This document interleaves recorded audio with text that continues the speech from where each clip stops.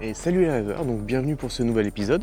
Alors vous voyez, on est dans un secteur plutôt sympathique, je pense que certains reconnaîtront, surtout Luc qui a fait l'épisode avec moi ici. Donc on est juste avant Saint-Jean-de-Buège. Et donc cet épisode a pour but de vous présenter un peu ma moto avant qu'elle se fasse un petit relooking. Parce que c'est vrai que depuis longtemps je roule avec, mais pour autant je vous en ai jamais vraiment montré grand chose à part quelques scènes ou quelques images par-ci par-là. Alors ce que je vous propose, c'est qu'on découvre un peu comment je l'ai équipée pour la protéger, pour commencer. Et en fait, après, je vous expliquerai un peu le but final, comment elle va devenir, du moins j'espère, pour pouvoir continuer une nouvelle saison un peu plus visible, on va dire, tout simplement. Donc n'hésitez pas à mettre des commentaires si vous avez des questions sur le matériel. Moi, je vous en parle brièvement. Le but, c'est pas non plus d'y passer 3 heures. C'est une vidéo qui est courte, mais j'espère que comme ça, vous verrez bien la différence entre avant et après. Alors déjà, j'ai mis une bulle courte, tout simplement parce que si vous vous souvenez, pour ceux qui me connaissent depuis le début, j'ai fait le High Side événement, qui était à Alès, le tout premier, pas celui de cette année. Et en fait, je me suis retrouvé avec ma moto sur le dos, vraiment. Elle était entre la bulle et le cul de la moto. Donc bulle haute, forcément elle a fracassé, elle s'est cassée directement. Donc directement, petite bulle courte, au moins j'ai plus de soucis là-dessus et ça me permet d'avoir quand même juste ce qu'il faut pour pouvoir être protégé sur l'autoroute. Ensuite j'ai mis forcément les rétroviseurs Ramote parce que c'est franchement hyper solide. Si jamais il y a une pièce qui casse, on peut y revenir dessus quand on veut. Donc ça c'est vraiment très pratique et en plus on peut les rentrer, les sortir, enfin on peut vraiment les orienter comme on veut et ça c'est vraiment quelque chose de très confortable au quotidien. Pour ceux qui avaient vu encore la vidéo High Side, quand je me suis retrouvé forcément sur le dos complètement, cette moto, heureusement que j'avais la barre de protection. Donc ça c'est du Epco Becker. Merci à mon sponsor au passage. Et en effet, elle a bien protégé le guidon, l'axe et autres. Et lui, en fait, son rôle, c'est vraiment de se tordre à la place du guidon. Donc c'est pas quelque chose qui va rester stable. Au contraire, le but, c'est vraiment qu'il amortisse le choc. Donc c'est vraiment quelque chose de très très très adapté. Et au quotidien, écoutez, avec le nombre de chutes que je me suis prise, même à l'Axury Trail par exemple ou autre, heureusement qu'il était là parce que ça a bien sauvé ma moto. Après, en termes d'équipement, on va dire sacoche, j'ai la sacoche principale qui va sur le réservoir, qui est aimantée.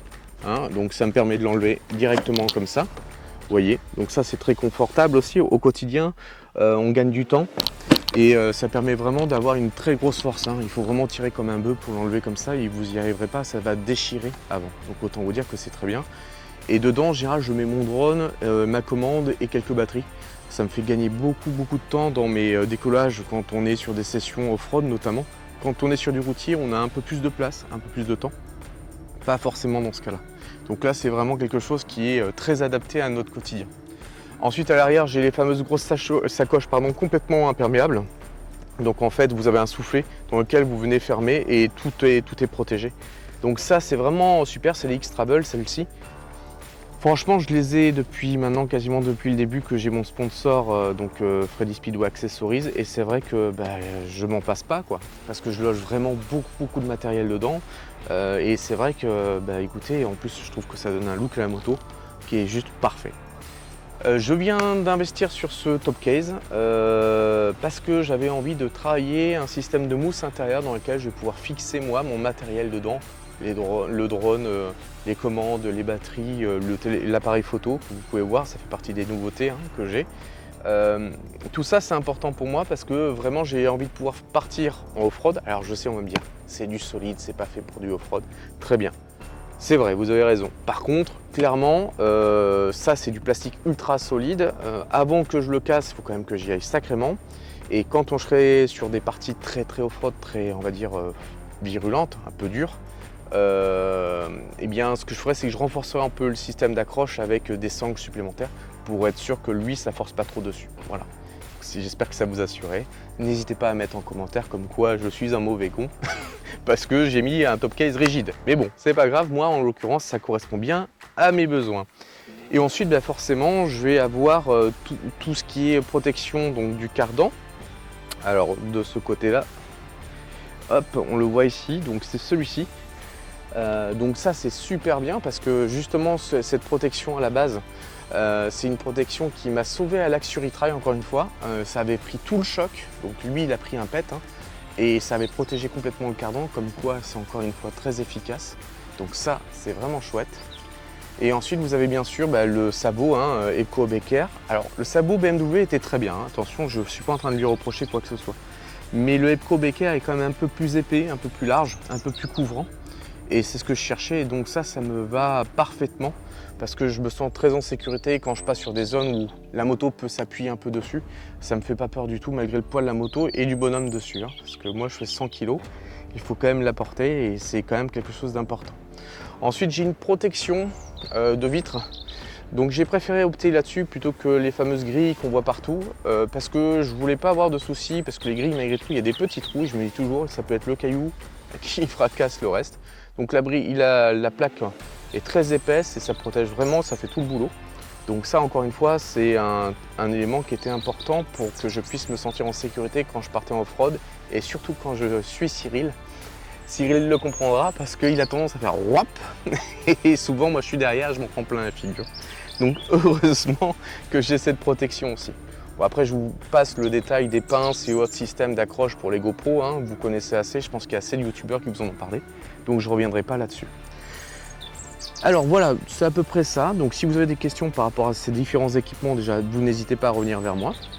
Alors maintenant on va parler de l'évolution. Donc en fait j'ai préparé un kit déco avec Sonia Barbeau, donc directement. L'intérêt c'est que, enfin c'est kit fun déco, et c'est Sonia qui m'a fait le dessin. Donc ça va être la future évolution. Donc elle va enfin avoir une robe nouvelle. Donc ça me fait plaisir parce que depuis le temps que j'attends de l'habiller de nouvelles couleurs, ça va être l'intérêt. Je vais avoir aussi forcément un peu plus de visibilité, hein, parce que forcément les gens une moto de cette couleur là ça se remarque pas trop, et là en l'occurrence vous pourrez pas ne pas me remarquer. Donc dans la prochaine vidéo vous verrez justement le kit, enfin la suite de la vidéo, parce que c'est la magie du montage, vous verrez ça dans la suite de la vidéo. Vous verrez donc le montage du kit déco par Sonia et tous les éléments qui vont être apportés au fur et à mesure à la moto. En termes de protection, de bagagerie et autres, j'ai pas de prévision particulière. Je vous montrerai le résultat de mes mousses par rapport au top case une fois que ce sera terminé. Et pour les phares, je vous en ai pas parlé parce que sincèrement, je considère que c'était pas un élément qui était obligatoire. Moi, j'aime rouler de nuit et ça, pour moi, c'était vraiment super de l'avoir. Voilà. Écoutez, vous n'hésitez surtout pas. J'espère que cette petite vidéo vous aura quand même plu. Et j'espère surtout que vous aurez profité pleinement de ma moto parce que moi je la kiffe, même si beaucoup de gens me disent que c'est pas la moto adaptée pour ce que je fais.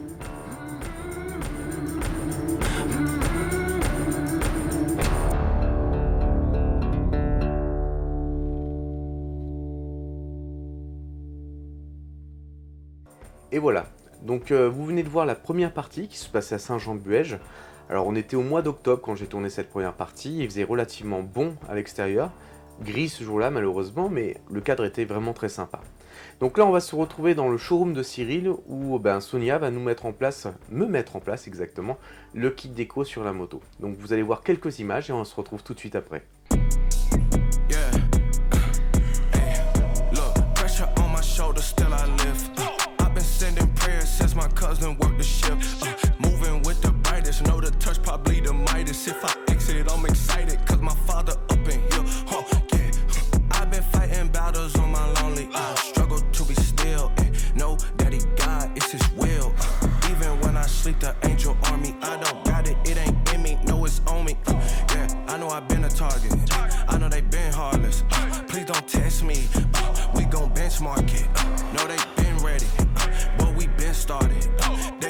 change, a celebration way up in heaven. Well, we gon' need probably 10 parties, probably more, you see. If we ever shoot our shot, it's from the court, you see. I had classmates who never left the port, you see. Ain't no cooling on this movement, we face scorching heat. We said everybody wanna live, don't nobody want a life. Change the bear, my life was there, my prayers were heard, I'm free. Seen the call, I heard the voice, I need to jump, I leap.